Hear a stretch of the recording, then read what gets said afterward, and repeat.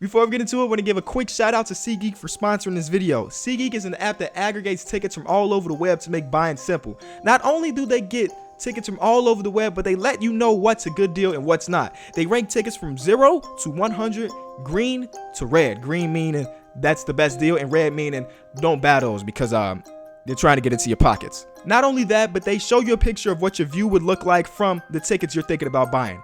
If you want to go to any sports events, any concert, SeatGeek is the way to go. Link is in the description. Use the code KOT4Q for $20 off your purchase. What's good, y'all? Welcome back to a brand new video. Now today we're going to be playing a game named Who Would You Rather Have?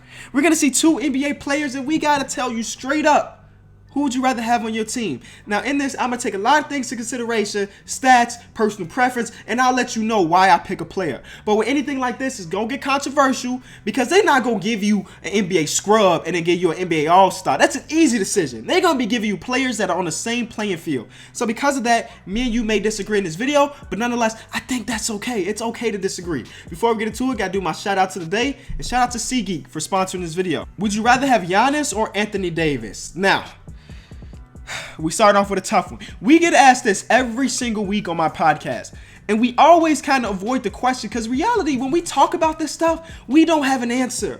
You cannot go wrong with picking any of these two guys. Both of these guys are amazing NBA players. Amazing. Top franchise piece, top type players, you know?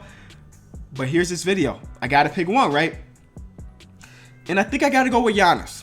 And here's why. That's not taken away from Anthony Davis, but Anthony Davis is one of those players that has just nagging injuries, man. He'll have an injury that'll hold him out for 2 games here, a different injury that holds him out 4 games here. I just feel like he's just a broken man when it comes to his health. In reality, I think I'd rather go with the more doable player. You know, Anthony Davis has averaged 25 through 28 points per game these last couple seasons, but if I can't really rely on him to be there 100% of the time, I don't know if I like that, you know? It's wild because my brain is saying pick Yanis because it may be the smartest decision, but my heart is saying pick Anthony Davis because that's the boy. I'm a bigger fan of Anthony Davis than Yanis because, I mean, Anthony Davis is a hometown dude. We got this sort of connection just because he grew up where I grew up, so I know his struggles. But I think I got to go Yanis here, man. Yanis is a player that, to be honest with you, we don't even know what his ceiling's like. He's still, what, 22, 23 years old? That's crazy to think about. He's destroying the league without taking jump shots. Come on, man. When have we seen that? Besides, you know, I guess LeBron was a big example of that. But this year, LeBron's taking jumpers. If he somehow improves his jumper by this much, come on, man. He may turn out to be the best player in the NBA after LeBron is done with. I think I got to pick Yanis. When Anthony Davis was a sophomore in his NBA campaign, I was like, there's no way Anthony Davis never wins an MVP, you know? He's averaged 25 to 28 points per game. He would be in MVP conversations if his teams were successful. Giannis is in MVP conversation already at 22, 23 years old. I got to go Giannis. I'll leave it at that. It's tough, but Giannis. Would you rather have Ben Simmons or Andrew Wiggins? I'm going Ben Simmons. I understand that Wiggins have been a 20-point per game scorer the past 2 years. This year, not so much just because he got Karl Anthony Towns, Jimmy Butler, and Jeff Teague to share the ball with. He's an amazing player, right? But I think Ben Simmons is something super, super special. He's about to be an all-star his rookie year. Wiggins hasn't hit an all-star game yet, and he may not even hit it this year, you know?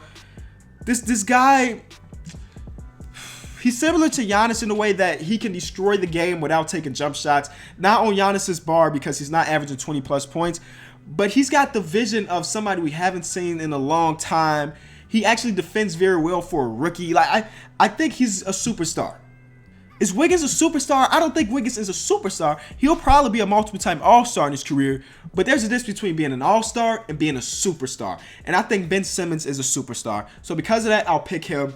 Will his jumper ever come around? Who knows? Even if it doesn't ever come around, he still has the potential to average 20, 10, and 8. That's wild. Without taking jumpers, that's crazy. He basically forces his way into the paint and scores that way. And I love that.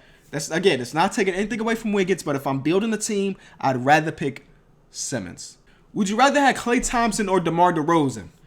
Another tough one. That's the big argument. Who's the best shooting guard in the league? But I mean, besides James Harden, I guess. Klay Thompson, DeMar DeRozan, and Jimmy Butler. But I'm exclude Jimmy Butler because we don't know if he's playing the 2 or the 3. So it really boils down to these 2 players, DeMar DeRozan or Klay Thompson. You cannot go wrong with having either. Again, I got to say that before every time. But I got to go Klay Thompson here. Now, I know a lot of people may say DeMar DeRozan, look at the numbers. DeMar's averaging this, Klay Thompson's averaging this. But the reason Klay Thompson's never been a player to average like 36, 37 points per game is just because he's playing alongside 2 future Hall of Famers. 2.5 future Hall of Famers. And Klay Thompson, Steph Curry, and then Draymond Green, he'll probably be a Hall of Famer. But he's not like on the level of Steph Curry and Kevin Durant. That's what I meant to say. I'm sure if we put Klay Thompson on a team by itself, he'd be a top scorer in this league. But he's a guy that is so selfless that he even said himself, like, I don't care how many points I average. I want to win. And that's saying something. And one thing that Klay Thompson is super underrated on is his defense. When you watch them play against top teams, who's guarding the best ball handler? It's usually Klay Thompson. Now, DeMar DeRozan is not a good defender at all. I thought he was going to end up becoming one. He has defensive potential, but never really got there. Klay Thompson's the pick. I gotta leave it at that. Would you rather have prime Wade or prime LBJ? It's wild because some people in the comment section are saying prime Wade. Prime LeBron is the second best player in NBA history. Maybe end up being the first by the time his career is over with. Prime Wade is what? The third best shooting guard of all time, behind Jordan, Kobe, and then Wade. LeBron is the best small forward of all time. You gotta go prime Bron. When is prime LeBron? Tell me what years is prime LeBron. All of them. All years are prime LeBron. Right now is prime LeBron at 30 plus. You got to go LeBron, man. Would you rather have Kristaps Porzingis or Joel Embiid?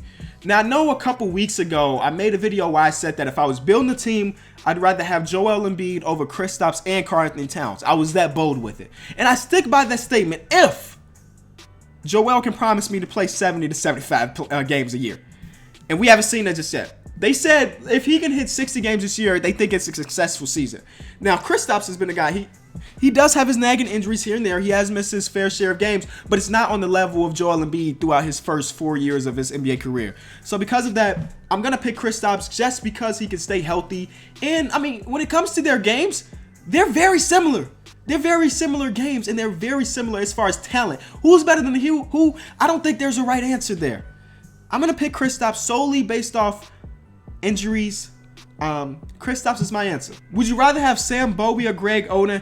I'm going Greg Oden. I never got to see Sam Bowie play, right? Of course, he had to be great to be drafted before Jordan, you know? But again, injuries ended both of these players' career. But I got to see Greg Oden play in college at Ohio State. He was legitimately, he was unstoppable. The numbers may not say that. He didn't average 30 points per game that says unstoppable. He was unstoppable, though. And I thought he was going to have an amazing NBA career. Nobody was upset with him getting drafted first overall. Because, I mean, other than that injury that he had, people thought he was going to be great. And they took a chance like, yo, stay healthy and you will be an NBA great. And I think that was true about him, man. I think if he would have stayed healthy, he'd be in a conversation of one of the best centers of all time. And I'm so serious about that. But the injuries ended his career. Same thing with Sam Bowie. But again, with Sam Bowie, I didn't get to see him play. So my vision of him is not the same as Greg Oden. So I'm going to go Greg Oden. Would you rather play with Marc Gasol or Pau Gasol? Now, this is not who I'm building my team around. If I were to pick between the two right now, obviously I got to pick Marc Gasol. Pau is way out of his prime. But to play with, I've heard nothing but amazing things about Pau as a teammate. So I would love to play with Pau. People have this notion with Tim Duncan. Everybody that plays with Tim Duncan says Tim Duncan is the best teammate to have ever. And same thing is said about Pau. They just say Pau is a loving dude, and in the locker room, there's nobody better. So I would play with Pau, especially since I don't know about Marc Gasol off court, man. He got my boy Fizdale fired. Come on, man. So I got to go Pau to play with. To have on the team, I'd probably pick Marc in 2017. But in their primes, I'm picking Pau too, because Pau was amazing. Thank y'all so much for watching this video. If you did enjoy, be sure to leave it a like. Again, shout out to SeatGeek for sponsoring this video. Links are in the description for you to save $20 off your first purchase. I'm about to use my own promo code in a couple days. Don't sleep. A vlog coming very, very soon. NBA game. Which game? Take a guess in the comment section below. Thank y'all.